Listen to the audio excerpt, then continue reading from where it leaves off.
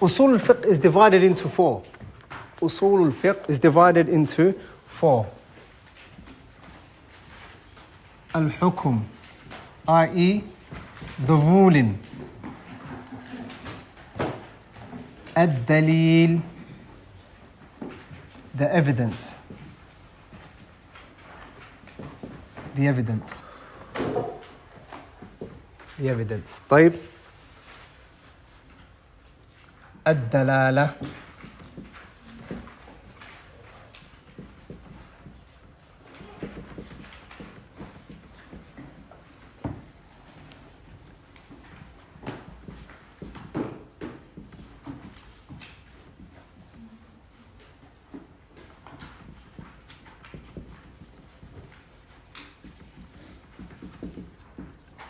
طيب الدلالة أنا المستدل. المستدل the مجتهد. طيب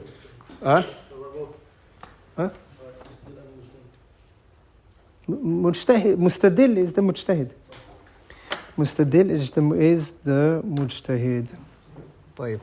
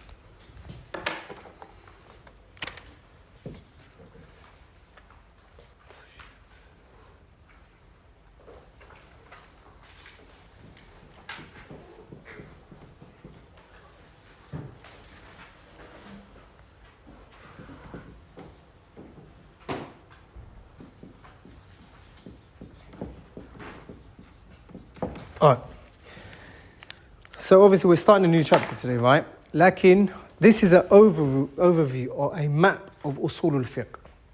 Okay? Number one, Usul al-Fiqh, sah? That is what?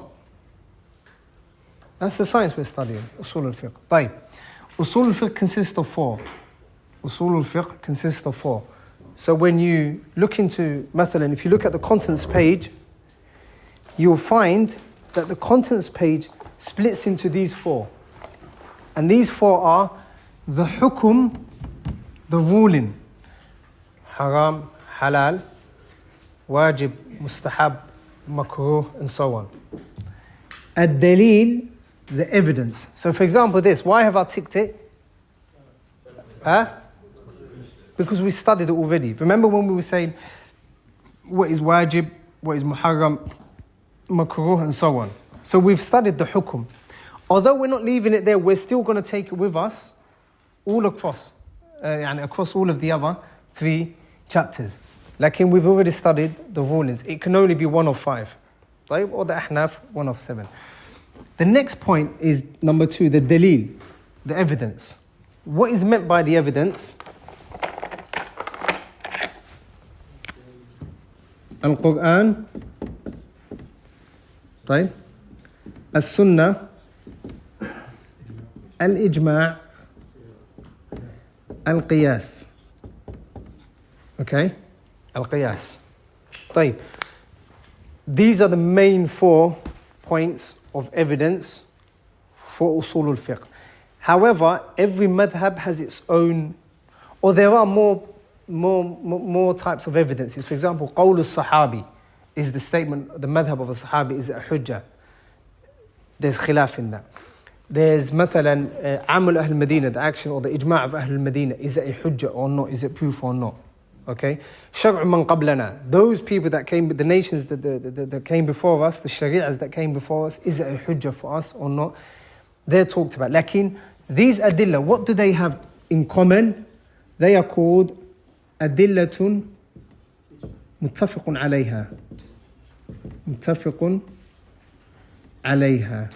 So they agreed upon. يعني every single madhab from the Hanafiya, the Malikiya, the Shafi'iyya and the Hanabila, they all take these. They all accept the Quran, the Sunnah, the Ijma' of the Salaf, the Sahaba and Man Ba'dahum, and Al-Qiyas, an analogy. Is that understood? So the evidence. Why is this important? Why is evidence important? Because what we're talking about is whether it's halal or haram. And where do we benefit from, or where do we derive that from? From one of these sources. So that is why the dalil is important. So we've got the hukum and the dalil. What is meant by dalil?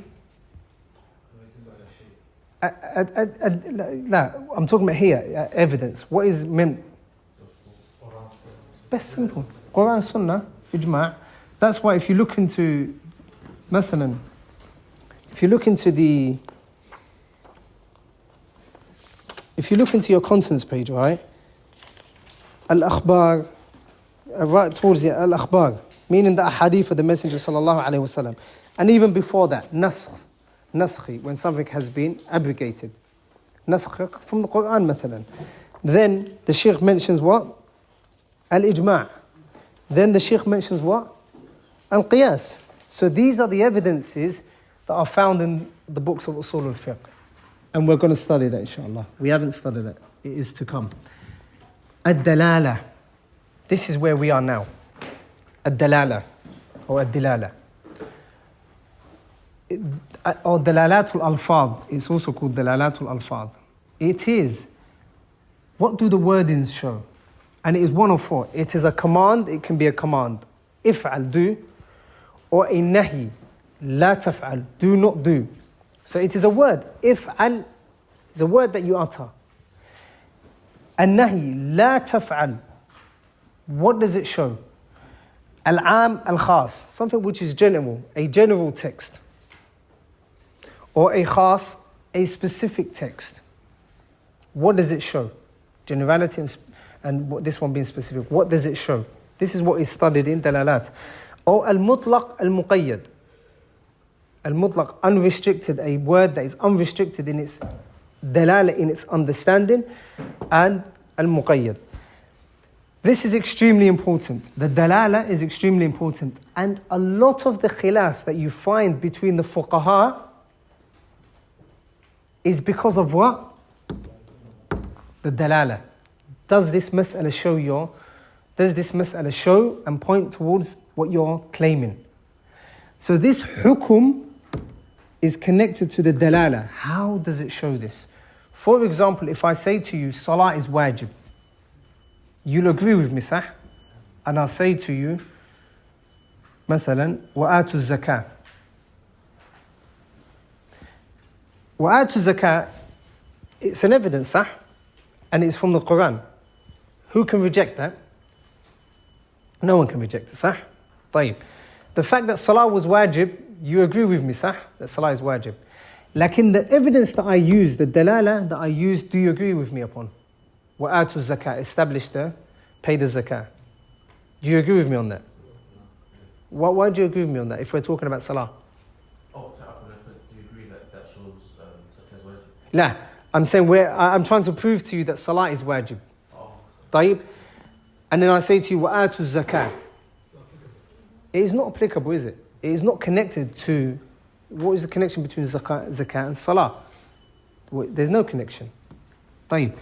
So the mas'ala that you're claiming has to show, or the evidence that you're using for the mas'ala that you're claiming has to be clear in its dalalah, in how it shows and how it points towards the ruling.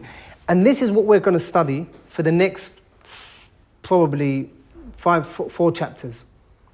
Al-Amr, what is a command in the Sharia of Islam? What is a command? What can be considered a command? That's what we're going to start today. An-Nahi, what is a prohibition? If Allah Jalla wa Ala or the Messenger Sallallahu Alaihi Wasallam prohibit us from doing something, what does it mean? So for example, this Amr, a command to do something, it can be wajib and it can be what? Mustahab. A prohibition, do not do, it can be what? Haram, or it can be makruh. Also when it comes to am and khas, it means, for example, you have an evidence that is am, but you have a specific situation. You leave off that evidence that is general for a specific situation. We're going to get into that, lakin I don't want you to get lost. So we're studying Usul al-Fiqh. Now we're studying dalalah, the chapter of dalalah. And within chapter of dalalah, we've started al-amr, command. Is that understood? The fourth is al-mustadil, the mujtahid. What are the conditions of a mujtahid? And that is also usually mentioned at the end of the books of Usul al-Fiqh. At the end of the books of Usul al-Fiqh. Who is a mujtahid? Who isn't a mujtahid? The mujtahid is the person who can derive rulings from the sharia, from the kitab and the sunnah. And the person that can, the mustafti and the mufti, the person that is given the fatwa. It also talks about the blind follower, the one that is muqallid, who does he ask, and so on. Is that understood? طيب. The benefit of this is so that you don't get lost. So now, you know how when you're traveling and they say we are here, this is where we are now. Through here, that's where we are, inshallah. Any questions on that?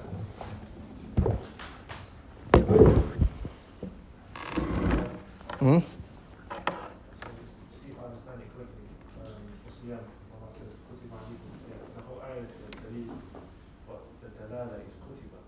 Kutiba, that is the dalil. Naam.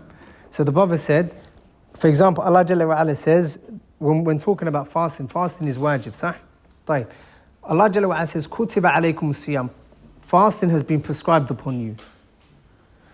That is the dalalah, or that is the evidence. The dalalah, what it shows you is that kutiba ay furida. Kutiba meaning furida, it has been made wajib upon you. مثلا, the Messenger sallallahu alayhi wasallam, when he sent Mu'ad, and he said, فَلْيَكُنْ أَوَّلَ مَا تَدْعُوهُمْ إِلَيْهِ شَهَادَةٌ لَا إِلَهَ. Let the first thing that you call them be to La ilaha illallah. صح? Then what did he say? فَإِنْهُمْ أَضَاعُوكَ فِي ذَلِكَ أو لذلك فَأَعْلِمْهُمْ أَنَّ اللَّهَ افترض عليهم. That Allah has made fard upon them the 5 daily prayers. So fard shows that something is wajib. So that is what is meant by dalalah. طيب. باب الأمر تعريفه. طيب. In Bab al-Amr, command, prohibition, general, specific, and so on. In every one of these, we're going to study 3 things.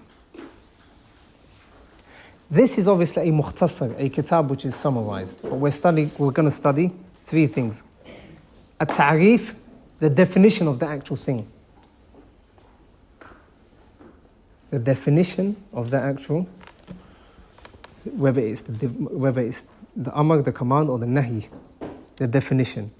Then sighatul amri, the sigha, the form of that. In what form does it come in the sharia? In what form does it come in the sharia? And I'll give you an example. Pay attention for a second. Sure, pay attention. The brother earlier on just said, kutiba, sah? That is one form. The hadith that I mentioned said what? Furida, iftarada alaykum. So that is one form, and this is one form. Is that understood? So we're going to study the different forms of a command. طيب. And the third thing is the masail, or masail al-bab. Masail al-bab. Can I rub this out? Or just take a picture of it and then, yeah?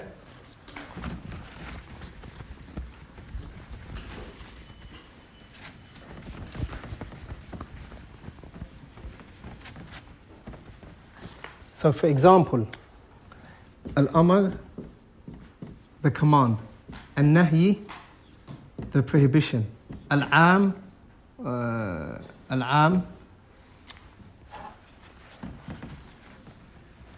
al-am, al-khas, al-mutlaq, al-muqayyad. Right? For every one of these, we're going to study three things. What was the first one? Ta'arif. We need to know its definition. What is it? That is, يعني you've studied in fiqh. Salah, ta'rif. Zakat, the ta'rif. Hajj, the ta'rif. The second was what? Or as-sigha, make it more general. As-sigha. And that is the forms that it comes in. So we're going to study the forms of the command, the forms of the nahi. For example, kutiba alaykum as-siyam, farada alaykum kada wa kada wa kada, or qumu lillahi qanitin, stand for Allah subhanahu wa ta'ala, wa atu zakat. All of these are command, but they're different forms, different ways. صح؟ طيب. And the third thing that we're going to study is Masailul Bab.